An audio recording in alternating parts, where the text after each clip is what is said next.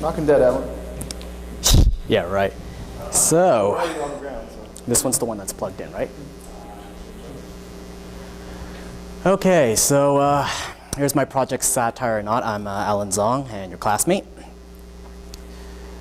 So something about me, I'm a 6-year new media student who is currently 2 years overdue, and hopefully I'll be finishing up this semester. And I'm interested in graphic design and digital illustration. So for this class, we were supposed to do a project for Advanced Studio. So I took my two interests in graphic design and digital illustrations, and then I combined it into an idea into a graphics book, because I like doing graphic design, but illustration, so I decided to do both, like mix it up. So then, even though I had this idea, I'm like thinking, okay, where should I start? So by using the power of, not Grayskull, nor the power of 10, but through Google. Google. I was Googling around and I found a Vancouver artist named Liz Knox. I came across one of her books called Synopsises. And this book is actually using popular film website user-generated material as a source to create a one-page synopsis for 55 classic films. So why is she doing this? Well, she finds it absurd and funny and revealing. And she thinks that each synopsis she makes actually provides representation of the culture in North American films. So here's one of her examples. So a lot of comment, except for sex. What's left? Lots of alcohol at a Christmas party. Many workers get drunk. Here's another example. 2 kisses. Nude statues in the background at model show. Minor cleavage during the dress show. Darn God, shut up, a man is drunk. So, borrowing her idea of using a user-generated material, to make it interesting, I will be using sentences and phrases from pop movie synopsis to actually use them to narrate short illustrated stories that focuses on comedy and farce. So here's how I construct a story. I'll go on to the Internet Movie Database, and then I'll look up the highest rated film within the last 5 years. And then after that, I'll begin to narrow them down to the movies I want to use. And then once I found them, I'll just begin to copy and paste phrases onto a Word document so I can construct a story. But at this point for me, it's pretty much a grammar game, because you're taking pretty much jargon and putting it together for it to make sense.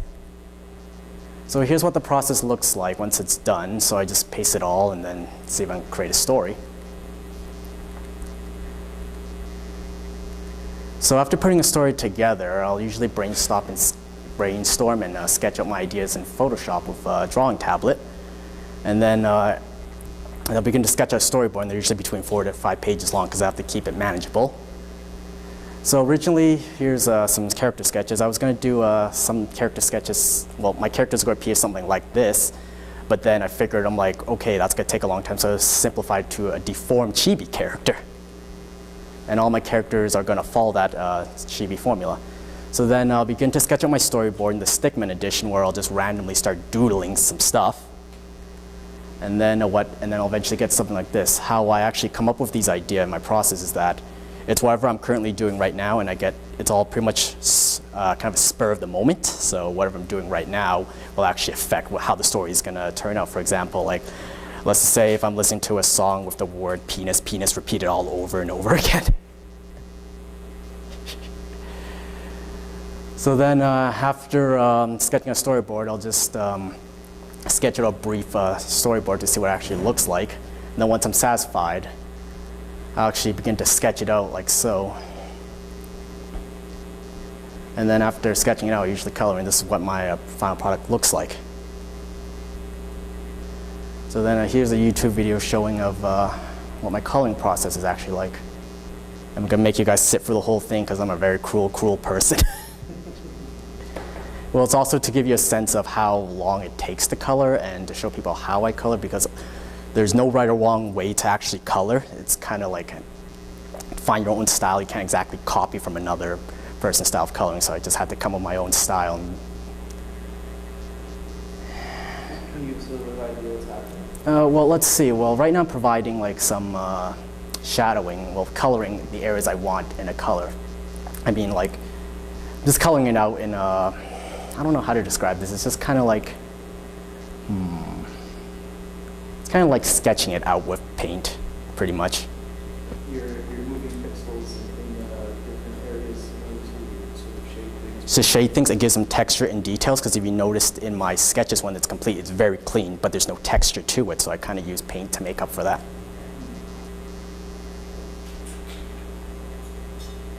And at this point, I lost it with this page here. That's actually a gigantic piece of turd I drew out. I'll put a face on it later, you'll see. And it was supposed to be this way? Yes. Because this area is supposed to describe, this area background is supposed to describe Area 51, and the things that people come up with is like they'll make like stupid things like, oh, there's aliens there, and my statement in this panel here would be, it's literally full of, you know, yeah, you kind of get it. And there I'm drawing a fountain in the shape of a toilet.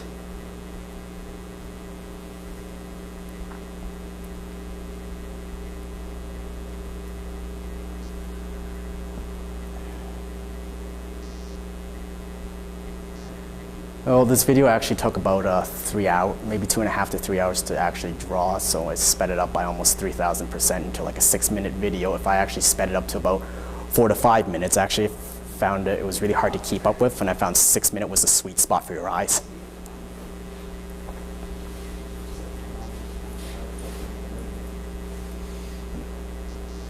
So what is this panel trying to convey again? You said Area 51? Area 51? Yeah, because if you read in the previous panel, it tells you where the setting is.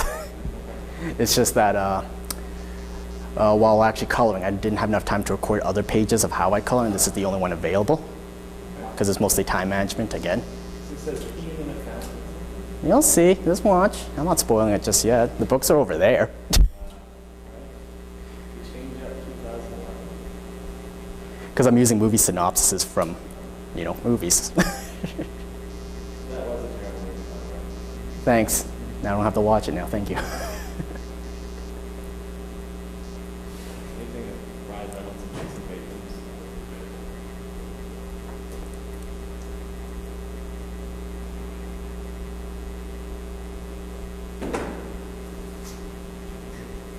Keep walking us through. Well, you'll see later once I'm done coloring the fountain. I'll actually put a face on it. It's actually blushing as the character's peeing in it. Shouldn't the water be yellow then? He's just started to pee. It's not gonna turn yellow anytime soon. There's so much water coming out of it. I mean, like, come on. If you read the whole story from the beginning, because it's the last page, it actually shows my character getting kidnapped, and he's turned into an alien. And well, once he's being done turned into an alien, to just kind of drop him outside, then well, he has to go, right? See this, my piece of turd? You can really see. Could you move forward a little bit? Hmm? Could you move forward a little bit? You said it was a 6-minute video. Yeah, it's almost done, actually. Maybe several more minutes.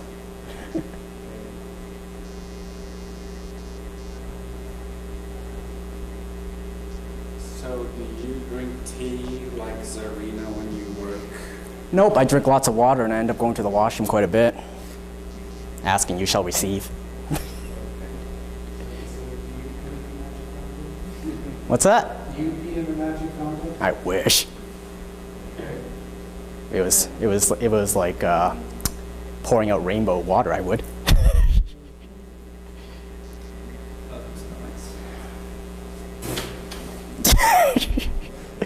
Like I said, totally lost it at this point. Don't ask me what the heck I was even doing. So like usually after I'm done coloring, I'll add shading to it. And this actually gives my characters like depth to them, as you'll see. And here's a little kid actually taking a picture of him, because you know it's a little kid and he'll take a picture of anything. Because most kids are like this nowadays, like they'll just stop by and just take a picture and just walk off without telling you. That actually happened to me once. Some kid actually came up to me and said Asians sucked, took a picture and ran away. I was like, what? Let me beat you up. It's like 2 5-year-old kids who ran up to me like that. I'm like, See, that's what you take martial arts. Respect. It's them not to get in those situations. But that was a few years ago, though.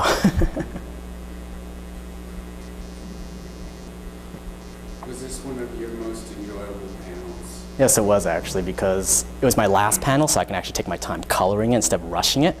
Because I'll talk about some of the problems I had with these after this video. See, and then his inner self is like saying, "Oh my goodness, really, kid?"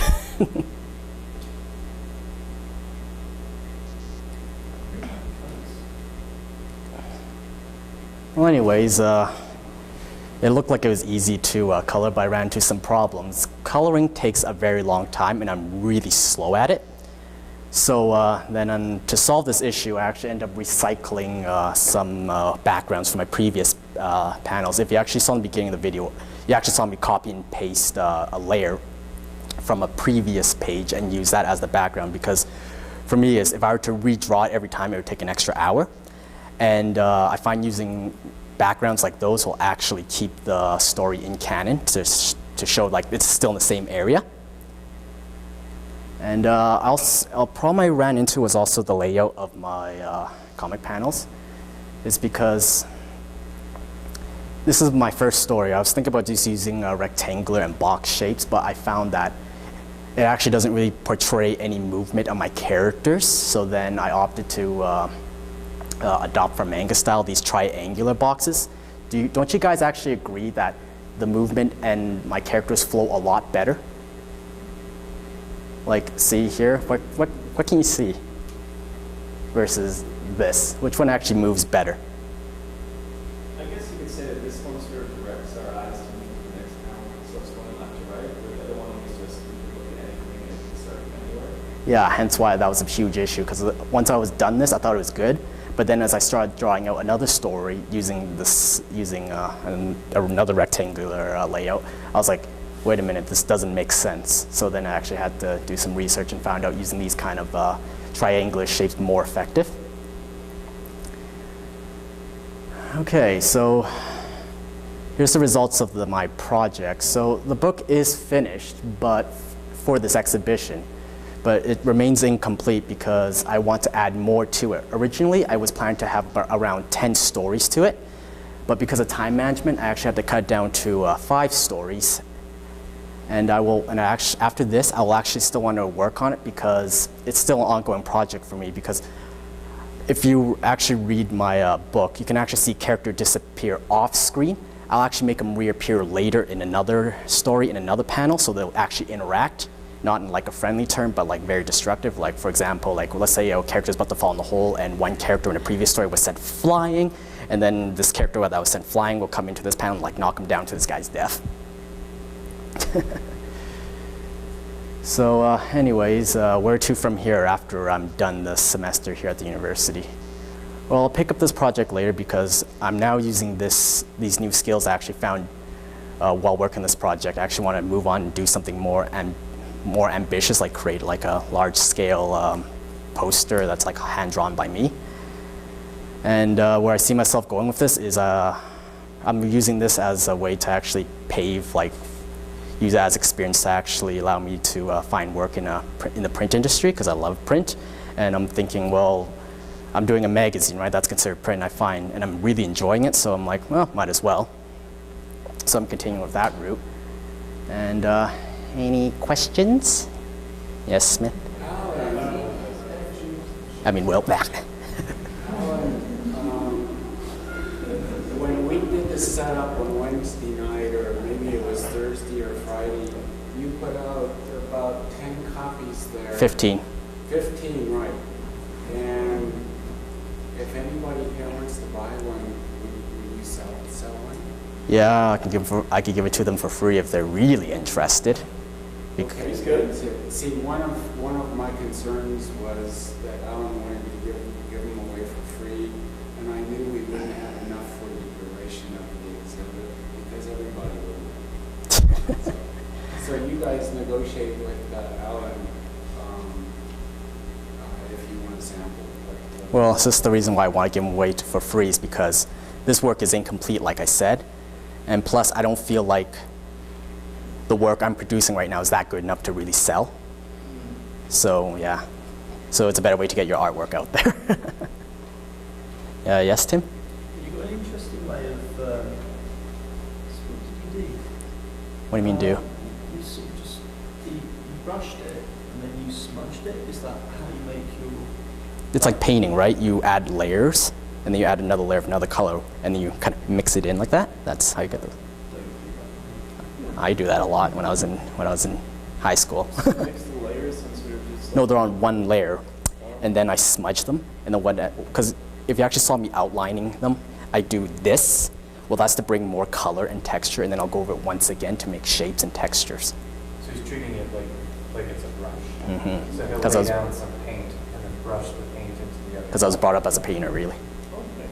One thing I'd like to know, this is by far probably your best presentation. You've been Most likely, because right now I'm perfectly calm. Yeah, and you have the most to show, and your presentation skills have improved, your voice, your everything like that. And what were your main challenges coming from your last presentation to using this new style of presentation? Well, I found that this flows a lot better. I mean, like PowerPoint is very static. Like you can't exactly work with it. It didn't show like my actual work properly, but using Prezi, Snap is simple. It's more effective. More visual. Yes. Trying to get to. I mean, definitely this has been one of your more visual and vocal presentations, and it's given me a lot more to think about than your previous ones. Sorry if I left a terrible impression. Well, Sometimes you don't want to do it. Yeah. Yes. Could you just talk to me a bit about what is it about print that you enjoy so much? Don't you guys just get excited by looking at fresh print? Like when you buy a new video game, you just smell it. You're just like, oh man, it's so fresh. And then when you open like a model kit that you buy, you see the manual, like, fresh print. I do that. Well, now you know a bit of me now. Does the texture, things, the textility things that, Well, just I don't know. the sensory aspect of it? It's more like satisfying that you did the work. Like this is what you made, kind of thing. What's the difference then, say, between this or working in video or working, right, something else? Well- You can still say you made those things too, right? Yeah. why does this please you more? Well, because it's a physical object. I mean, like, how could I give a video away? Like, oh, here's a CD, someone just looks at it. Versus like a book, ooh, someone actually flipped through it. That makes more sense, right? So you like the tactility of the object that you created. Yeah, And you like having the instant gratification from the user. sure. Any I other? watch a lot of reviews.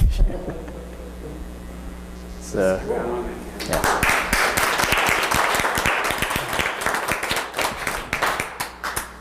And let me wrap up things by saying, here are the movers and shakers of the next few years, and you guys are all asking, and I hope they will stick in. Yeah, great work, everybody. Thank you for your presentations, and thank you for coming to see us, you guys. Good job. People see you come and go. Yeah. So we'll let everybody go relax, enjoy. Thanks, Alan.